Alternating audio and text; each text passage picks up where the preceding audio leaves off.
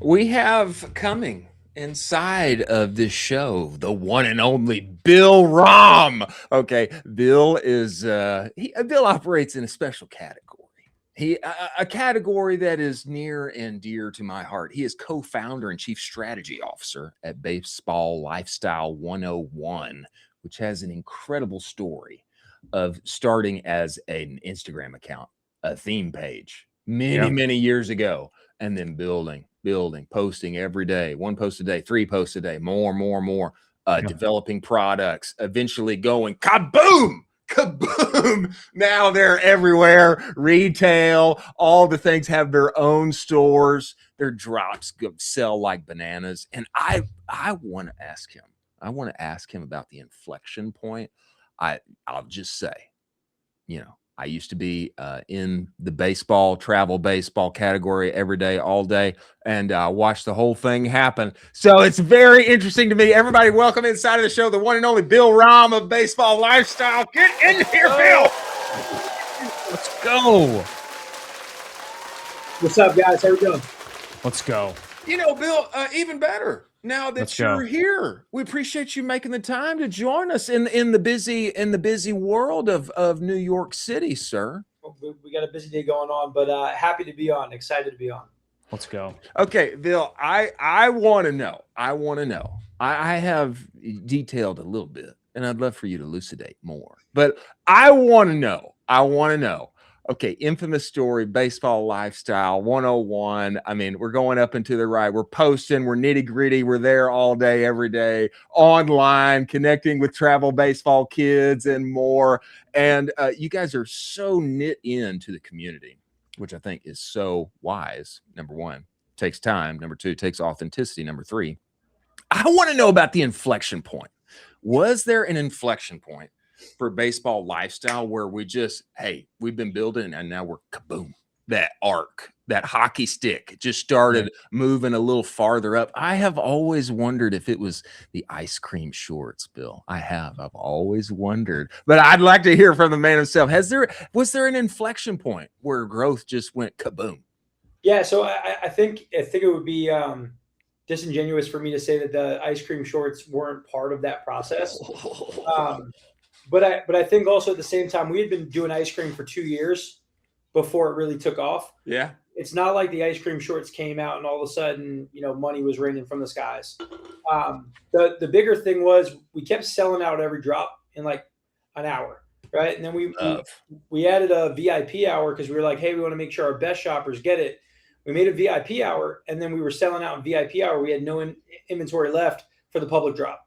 And we're like, okay, like, how do we get more inventory? What do we do? How do we even get there? So in 2022, we brought in a fractional CFO in the summer. In my past life, I was a strength and conditioning coach. I actually trained his mom. All right.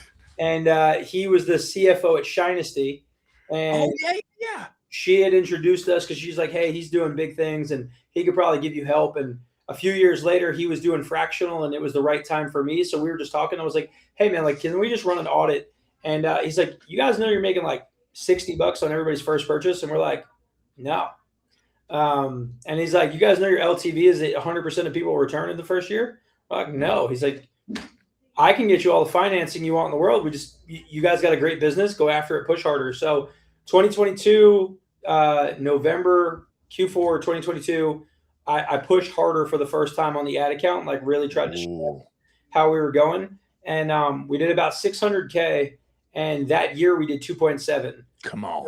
So it's like, I realized, okay, we need more, but same thing, we run out of inventory. So we got inventory-based financing through 2023. So 2022, about 2.7. Then we jumped to 5. Then from 5 to 36, 36 to 136. 136 this year we'll do, 220 to 250 million. And then Come on, Bill. And then I'll stop talking about how much we make moving forward. I won't be tweeting about it anymore. All right, fair enough. But yeah, I mean that the real inflection point was a better understanding of corporate finance, honestly. I think that we had the marketing, we understood the market, we had the audience, the demographics, we had supply chain built out. What we just didn't understand was where to borrow debt, how to leverage it.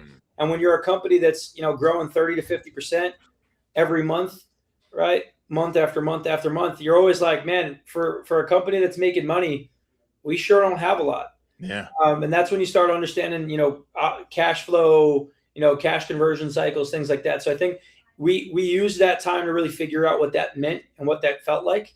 Took a little bit of step in 23, and then 24 we also launched in wholesale.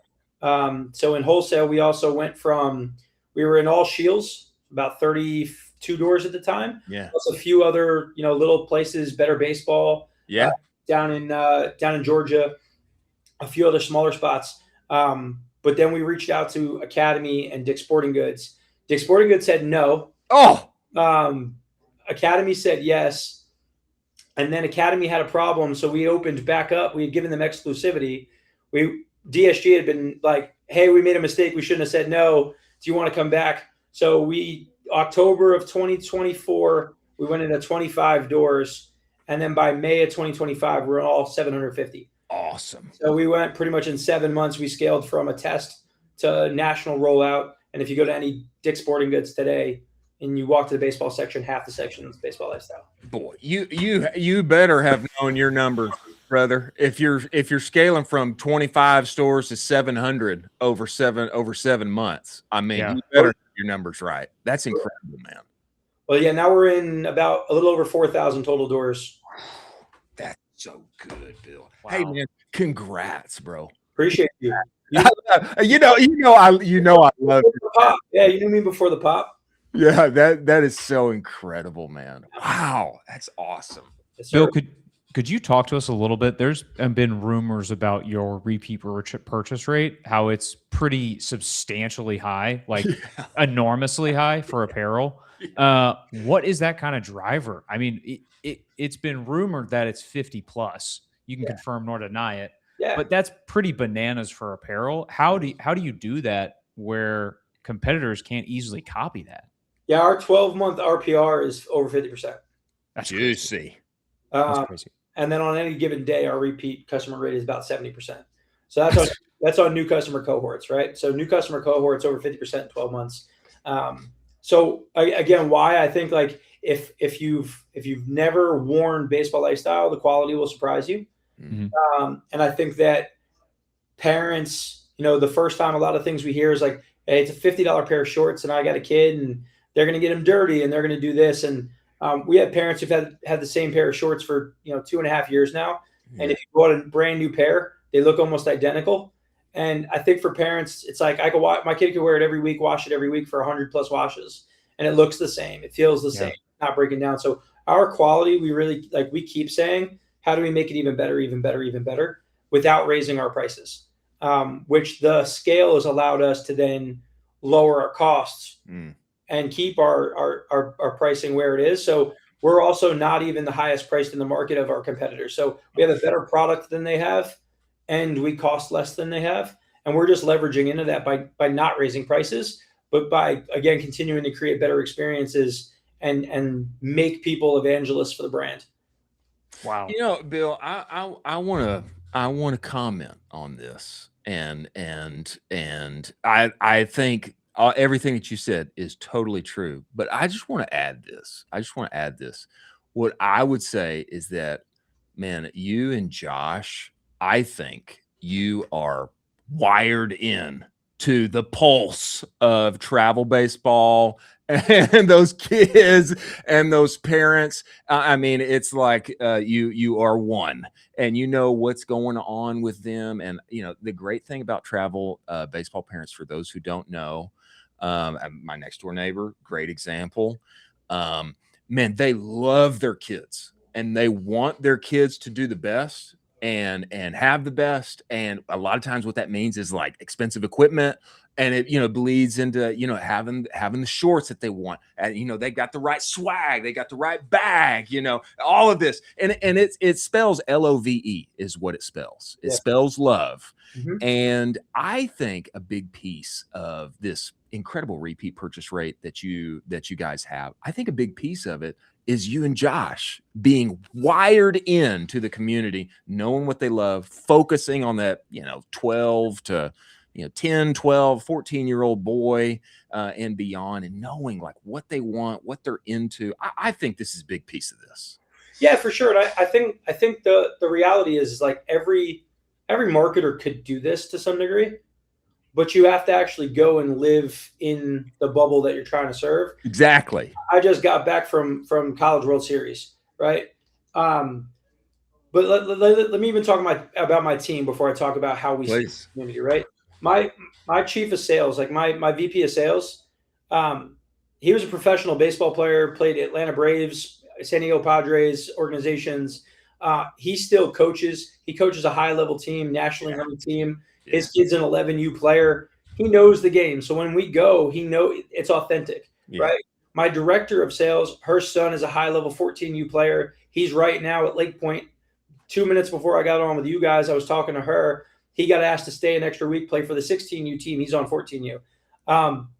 We really are in, like, everybody here. My senior director of finance, he threw 97 miles an hour. Let's go. One of my guys, my operations team, he was the 2016 minor league pitcher of the year for the New York Mets. We are in the game, and like I was a strength and conditioning coach, trained professional athletes. Yeah. I had, I still have players who were playing in the minor leagues, professional leagues that I got to work with. So we know the game, and Josh was one of my athletes, right? I was his coach. Exactly. So when you talk about the authenticity, like, yes, we live that. But I think that what's allowed us to stay is like, we've been doing this since Josh is 15 years old and he's 28 now, right? So 13 years later, how do we still know what a 15-year-old boy wants to see? Yeah. And it's because we go out and we do it every day. We make content every day. We're there every day. We're staying present in the community every day. And there's no breaks, right? Yeah. It's every day you got to live it. And I think if everybody looked at it, whether they're selling, a bidet, or they're selling a wallet, or they're selling a water bottle, I think you have to live like, what is the use case that I'm trying to go at? What's the angle?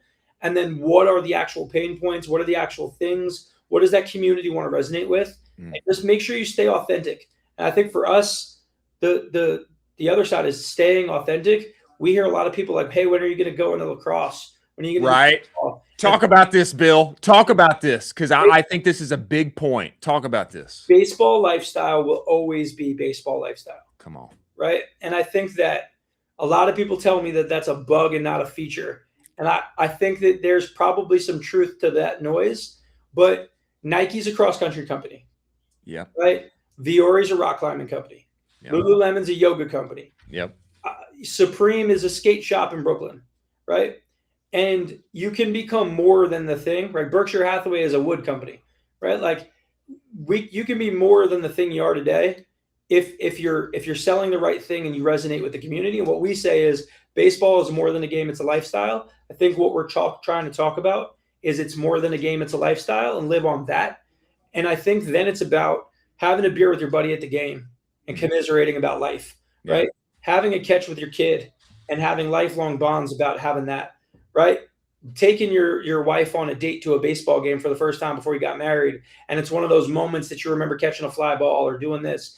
And the game is life, right? And all of the things that support it. And I think what we're trying to do is just say, stop thinking about us as one thing. And we're just going to stay true to who we are. And we think that's just going to resonate more and more. And it's why I think the game of baseball in general is having a moment in a lot of different ways. And I think we could just keep being baseball is fun, and we'll see what happens. I think this, exactly what you just described, I think so good. I think it's so good. And I think there's a lot of, like you indicated, there's a lot of, you can make so much more money and blah, blah, blah. Well, in football gloves and golf gloves, and you can make a ton of money in other sports. Yeah. And but how about, we can stay true and look out. Look here. Look at all this money we're making now. So much that I'm going to stop talking about it. You know what I'm saying? I think there's a lot to this, Bill. I'm very passionate about this. Oh, I know. Wow. That's Bill, good, man. Bill, you just mapped out how you guys basically doubled, tripled, crazy growth, crazy scale. That's banana scale for anyone that's listening. Yeah. When you did that, what broke? And then what did you have to rebuild? Because I know it wasn't all roses and amazing and oh yeah, we're just scaling. I know that along the way you're like, oh my God, this doesn't work anymore. This system broke. Oh wait, what happened with that? That's not supposed to be there. Well, talk to me through that. So I think the first thing that broke was operations. Yeah. Right, supply chain.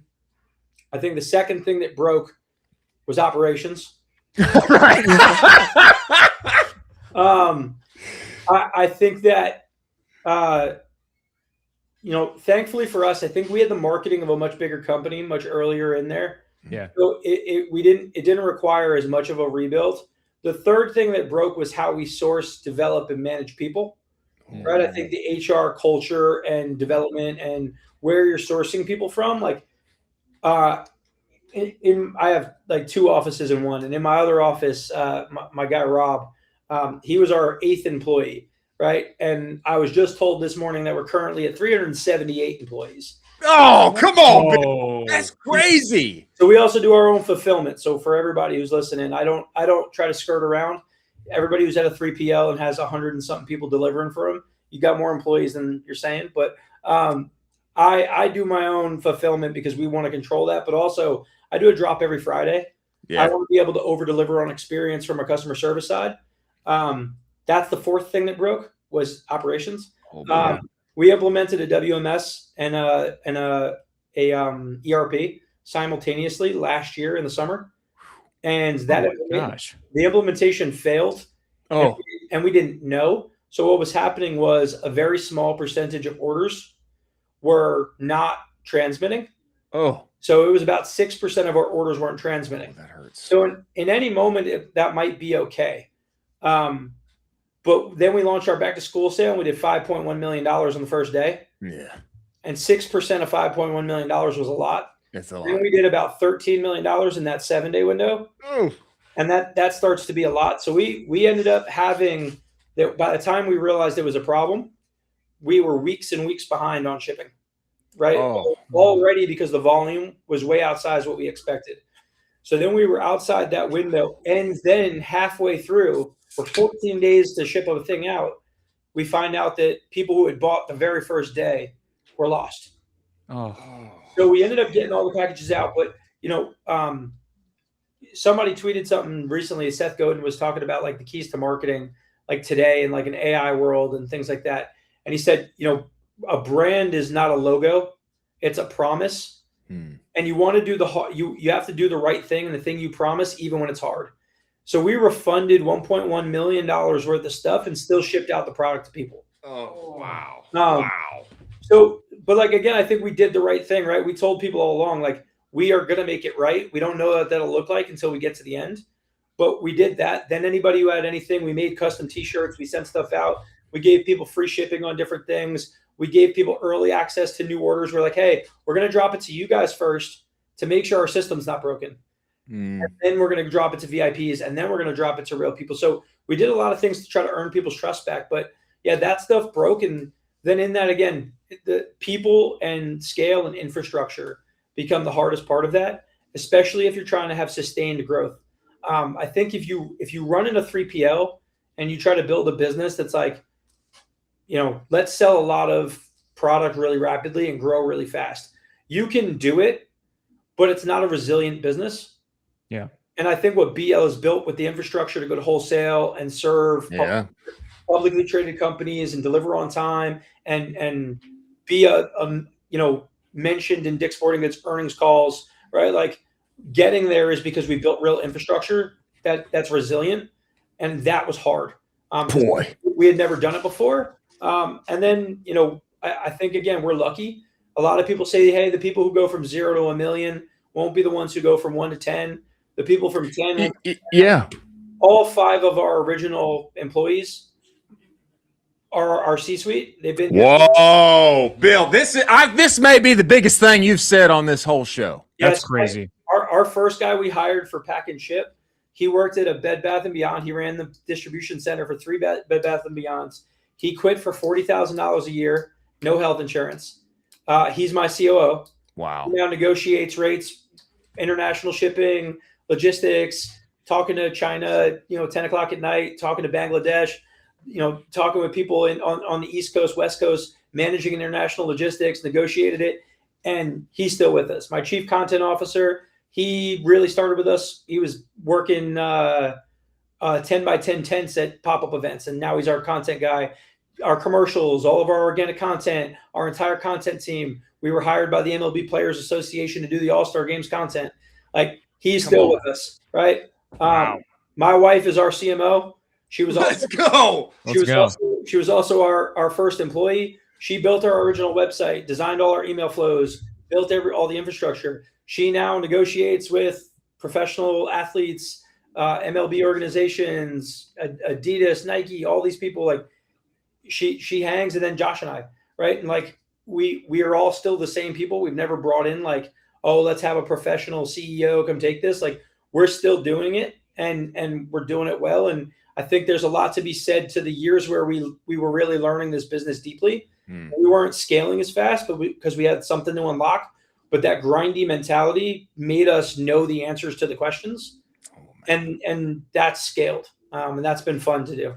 You know, Wow. Bill, I can't tell you how much that like blesses me to hear and resonates with me. I really feel, you know, it's like there is no secret. You know, it's like it's us. We're here and we're learning and we're grinding and we got to figure the thing out. And there's always like there is this like promise of like, hey man, as I grow, like I'm gonna be able to like we'll like nab like some secret person that has all the secret knowledge that's done this at a way higher scale than we ever have, and we'll bring them in here and everything will be magical and we'll grow forever because of that. And it's just like not the case. The hardest thing has been taking high performers from other places and not having them do what they did there, right? Yeah. So I think there's a difference between I worked at a place and I ran something, Yeah. and I worked at a place and I built it. Yeah. Oh yeah. And I think here where we're trying to build it, a lot of people come in and they're like, well, where's all the stuff that I have when I can do it? It's like, I don't have any of that. Right. You gotta make it. You gotta make it. You gotta make it. Yeah, you got to build that, and we call it self-select, right? Like, this is a sports team, right? We used to say we were a family, and the five of us are very close. Well, over the years, as we were adapting, we're like, a family's probably not going to be scalable to all 300 plus people, 1,000 plus people. So we're like, what are we? We're more like a sports team, right? Like, and we've been together for a long time, and we won championships, and we've been you know, the winners at the end of the year, and we've come in second place, and you know, we've had to rebuild and we've had to restructure, and sometimes somebody's not a starter anymore and we have to make the hard decision to move on. Those things have been super challenging, but I think that we've now built a culture of like, you know, where you stand with everybody at any time. We're open, we're honest about where things need to be. I think we're Josh and I have strong beliefs held lightly. We think we're right. We're willing to have you come in and tell us we're wrong and prove it. But we're not going to let you come in and tell us we're wrong with no backing. Yeah. And I think now I think we figured out how to hire at a really, really high level. And that's now made it that now you're putting more gas on the fire, and hopefully I can make this hockey stick go up, because I think I've been taking it easy for the last 6 months. Wow. Well, brother, if you're taking it easy, then I think we've all been asleep. But I love this. I love this so much. And man, we appreciate you making the time to join us here, man. And I just want to say, like, this fires me up so much. This fires me up so much, bro. And you know what, man, you guys deserve it, and you made it happen. Absolutely. And the obstacle is the way, and you guys you made it happen, and you deserve it, man. And I love it. Appreciate I it. love it. Well, bro, hey, let's do this. I guess I'd love to tell everybody to go to bl101.com and buy something, but it's probably all sold out. All sold out already. Today's drop's doing well. Today's drop. Oh yeah, you had a drop today. Yeah, every Friday. Every Friday since COVID, we do a drop. And I think that's so smart. I think it's so smart and hard to make happen. That's why operations broke so many times, guys. Yeah. Well, everybody go. Where can people find you and follow you if you ever talk online anymore? I know you don't, because you're always making money. At the Bill Rom, I think, is my my Twitter handle, but that's the only place I say anything. Go find Bill on Twitter and follow him. And Bill, man, if we can ever pry you out of New York City, maybe we just need to come up there. Anyway, it'd be great to hang in real life and come see it all. And man, we love you. And man, I'm so excited for everything that's happening. Texas. I gotta get down to Texas. All right, we'll do it. We'll do it when you come. Bill, thanks for coming, brother. Look forward to having you back and appreciate you, man. Thank you, guys. Appreciate you.